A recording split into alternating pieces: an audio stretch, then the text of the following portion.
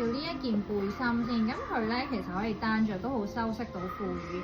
咁但係如果去到秋冬嘅時候啦，我哋可以當佢一件馬甲款，咁樣入面襯一啲貼身嘅衫咧都好好睇。佢最特別嘅位置咧，其實就係佢嗰啲圓形嘅釘釘，咁唔會話好 over，但係有少少配飾嘅感覺。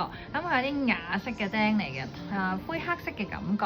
咁你見到其實佢單着咧都真係好修飾到褲語。咁佢係一個好高彈性嘅一件衫嚟嘅，咁你亦都可以好好咁樣利用佢嚟收翻個腰身啦。